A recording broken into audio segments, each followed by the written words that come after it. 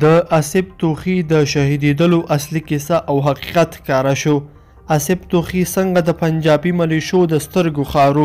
د آصف توخي پلار د هغه په اړه څه ویلي دي په دې ویډیو کې راسره وګورئ او چینل سبسکرایب کړئ.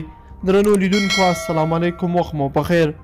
په ولسي جرګه کې د زابل د خلکو استازي او د شهید محمد آصف توخي پلار د هغه د جنازې په مراسمو کې ویل چې دا خاوره مو اصلي ټاټوبی، هر سرتیری د دې وطن اصلي بچی او دا هیواد ورباندې د قربانۍ حق لري.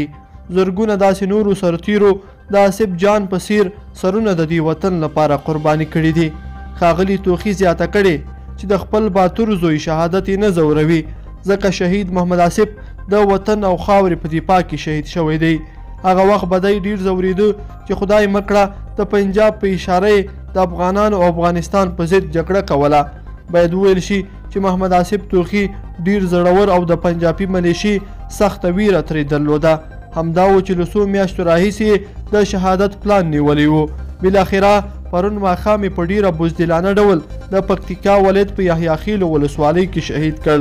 نیمه شپه د آصف توخي سربازان ورته زنګ کوي چې د پنجاب ملیشو د پنجاب پر مرسته په دوی جنگ لګولی. افغان سرتیري یوازې 20 نفره خو د پنجاب ملیشو سم اشر پرې کړی وو.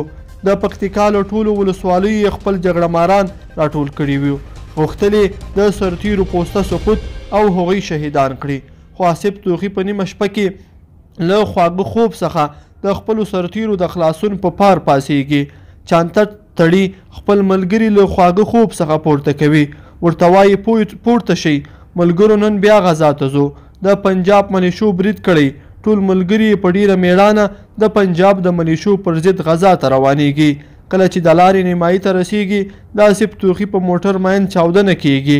آصف توخي او یو ملګری شهیدانیږي او نور ملګري یوازې سطحي ټپیان کیږي. کله چې د آصف توخي د شهادت خبرې په سربازانو کې خپریږي ټول له ډیرې غوسې چغې وهي، قسم یادوي چې حتمن به یې غچ اخلي. همدې نیمه شپه کې به په دشمن پسې ورځي، داسې جګړه به ورسره کوي حتی مړي او وسلې به په نیدان پاتې کیږي میدان او تش به ځي. یوازې یو آصف توخي نه دی چې له دې خاورې سر قرباني کړ، بلکې په زرګونه داسې قهرمانانو له دې خاورې ځانونه قربان کړل. بلکې باید وویل شي افغاني میندو ډیر د آصف په څیر بچي زیږولي چې هر وخت له دې خاورې او وطن څخه د دفاع کولو لپاره چمتو دي. لیدونکو په دې هیله چې دا ویډیو به مو تر پایه راسره لیدلی وي. که ما دا ویډیو خوښه شوې ویډیو لایک کړئ د سره او چینل هم سبسکرایب کړئ. تر بیا ښه وخت، د لوی الله په امان.